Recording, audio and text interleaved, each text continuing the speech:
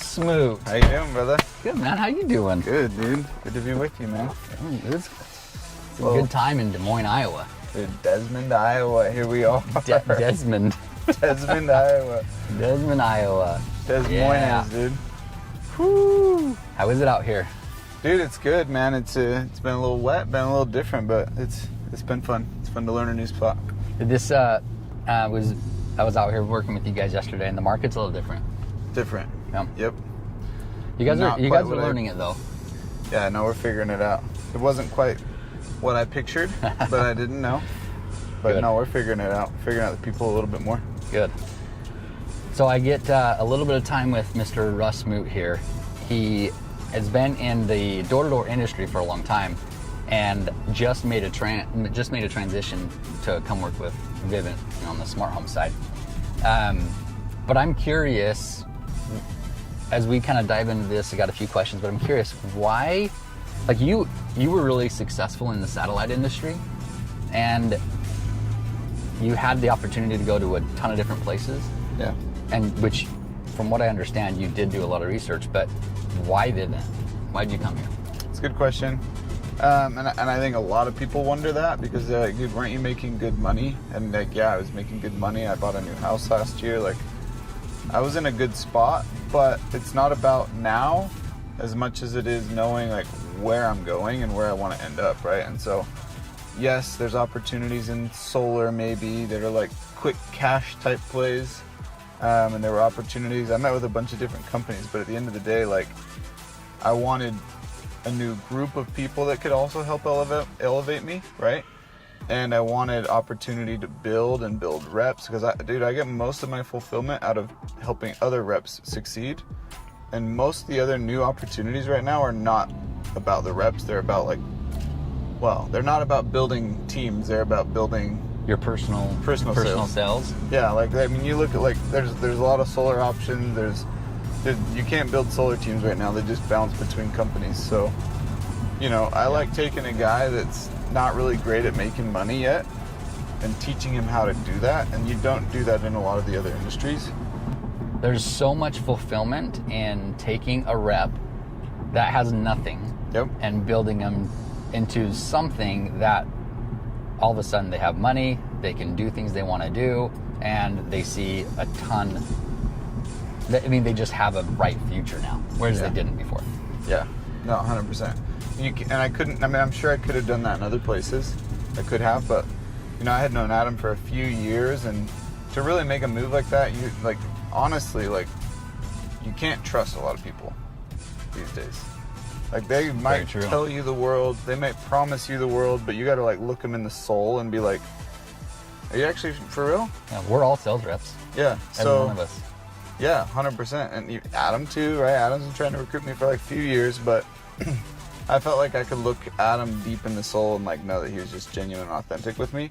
And I do that to people. Remind me never to lie to you. Don't lie to me, bro. Deal. But that was part of it, right? It's like genuine humans, like people that I want to be around are authentic, genuine people that are going to for sure not just take care of me, but I know that I care about taking care of them. Yeah. Because if I don't care, I won't produce as well either. Yeah. So I have to care about the group I'm with. Yeah, absolutely. That's awesome. So you mentioned with Adam, you said he had kind of recruited you for a while. I think it was 3 years. Yeah, 3 years. So why did it take you 3 years to kind of make the transition? Well, the year we met, I had a massive year. So why would I have left then? Okay. But kind of over time, there's a timing to it, right? And when it comes to coming to the right place, there's the right people, there's the right time, and then there's the right place, right? Yeah. The timing wasn't right at the time. Just it never really there could have been. I guess there was one moment that I could have done it. I could have, but then I felt like I would have left. I would have left people behind, which I ended up doing anyways. But at the time, it didn't make sense. Okay. And so timing is a lot. So it was a good time. Yeah, it was the right timing. What's interesting is Adam constantly recruited you, whether you kind of felt it or knew it or not. You probably did, but he always kept in touch, and it took he's strategic, 3 years. Right? Yeah, he's not. He's great. He's not pushy. No, he's not I think he understands that hardcore. timing concept. He understands time. Yeah. He understands timing, which we all should learn to understand timing. Like, not every recruit's ready this year. No. But we burn the bridge sometimes when they're not. Yeah. When we could, like, the big infinite picture, that's what I'm reading right now, the infinite game. The infinite picture is more important than the short-term finite picture, right? And it's so hard to get caught up in what's right in front of us. Mm-hmm. I mean, sorry. It's so easy to get caught up with what's right in front of us, Yeah. and very difficult to see long term. Right. We have to train our brains for that. So that's sweet. Yeah. That's a good point, too, because for me, coming to Vivint wasn't a short-term play. Yeah. Right, because if you wanted to compare incomes of this year to maybe last year, like your I don't best know, year or whatever. like my is best really year, good. Yeah. like it's gonna take like probably more than we'll hit this year to equal my best year in satellite. Yeah. And I know that, I recognize that, but I'm not playing the short game. I'm playing the long game, right? And so in playing the long game, I know that it's not just Vivint for me. It's like, what are the guys around me doing? What's Adam? What's Braun doing? What's Wyatt doing? What's Lucas doing? Like, these are all people that aren't just trying to crush Vivint. They're trying to crush like lots of aspects. Yeah. And having that network of people to like work together in multiple things, that was also important for me. All right, Russ, another question. Yeah. What did you learn from satellite that has helped you with alarms? Well, that's a tough question because I think there's a lot of things that I forget that I learned that I do. Okay. Right? But I think that one thing I did learn that has been helpful is learning to close deals quick, which in some ways has been what I can't do in Des Moines. So I've had to learn that too. But you know what? Like I think the biggest thing that I've taken over into selling alarms is that nothing's a big deal. Like nothing's ever a big deal. So like when people are like, "Wait, it's like $3,000 worth of equipment," I'm like, "Yeah," and then I move on. Like it's not.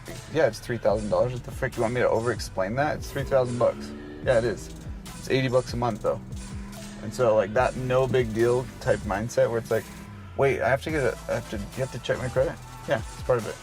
Like nothing's a big deal because it's freaking normal. And so like that, I brought that over from satellite to where it's just like, yeah, I'm gonna get the tech here today. Like tonight? Yeah. Like this, like nothing's like, a big deal kind of thing. Yeah. Okay. That's a good takeaway from that because you're able to train your reps to make it not feel like hey, this isn't a big deal. Like, I don't know why this is a big deal. It's not a big deal. And you've closed, I mean, you've sold here for a few months now, but you've sold lights out. You have done. I'm working on it, dude. Yeah. Like, not Wyatt Levine level yet. Getting there. Yeah, we'll get there. But, dude, you've sold lights out. You've done a fantastic job. You hit double digits multiple times, even while you've been traveling during a week. And so we know you understand how to close, and we're excited to have you teach your group, new rookies, on how to close and how to close quick. Yeah. Right? And I love that. It's not a big deal. So it's almost like, and I think the quickness part, it's like almost like the quicker you get to the close, the better, because then you get to find the real juicy problems that you need to solve. Yeah, because that's when we go to work. Yeah. So, like, guys are waiting to close. They're trying to hope to solve all the problems first, but like I'm pretty quick to close, and then I go to work figuring out like, okay, well, why not, or what do we need to do here until we solve all their problems, and then obviously just close it again. Yeah, and sometimes you don't have any, but other times you do, right? Right. And then the ones that you don't, you can close way faster than trying to solve everything prior to the close. Yeah, 100%. Okay, before I let you go, Russ. Yeah. I know you're a reader. Mm-hmm. I know you like to spend time educating yourself and developing that muscle, right? This guy, yeah, for sure. So share with us, share with us what's one of your top 5 books that you like, and then what's a big principle that you've learned from it. Gotcha. Tough question. I do like to read books. I would say in my top books is a book called The Alchemist. I don't know if you've read that. If you haven't read it, it's an easy read, truthfully, because it's fiction with success-based principles tied into it. But the whole idea behind it is the way I view a lot of things, where he's in search of like his big treasure. He has a different word for it, right? But a lot of times we're searching for like that big treasure, and then the whole point of it is that like everything we do along the way is part of the process to become who we need to be to get to that big treasure. And I'm a huge believer in that, and I love the process of becoming, not just doing. So like when a day is hard and I push through it, I'm becoming better, and I do that consistently. So if you haven't read The Alchemist, It's a really good book. It's super good, and Yeah. it's short, it's quick. It is a quick read. Those fiction ones are nice. Yeah. No, the fiction ones are nice because you get tied into a story, and sometimes everyone thinks they gotta read like these like super principle-based books, and then they're bored. Well, The Alchemist is fiction, Story. so it's a story. Yep. Yeah, that principle is awesome. Love the process. Love what you're doing in the moment, because the reward is going to come. The result will come. Yep. But it's that much richer if you can enjoy the process as you're going along. Absolutely. Right? Russ, Yep. thanks for spending some time with me today. Absolutely, dude. It's been good. Mm-hmm. Can't wait to come back out and see you guys' group. But the nuggets, they were good ones, man. Appreciate it. Thanks for sharing. Appreciate to you. drop you off at this amazing house right here. Oh, is that an ADT sign right there? Duh. Dang, what's up? Oh, wait, we're in course. Des Moines, dude. There's Land no- of no ADT sign. That's actually a fresh door. I'm just gonna hit it real quick. They have no cameras. They probably thought about Ring doorbell camera, but didn't want to buy it. So I'm gonna go talk to them real quick. Yes. Peace I out, dude. love it, dude. You'll still close it. No, yeah, for sure. Yeah. Just gonna have to, give them some cameras, that kind of stuff. See you guys. Freaking love you, Russ. See you, man. Love you. See you, brother. Adios.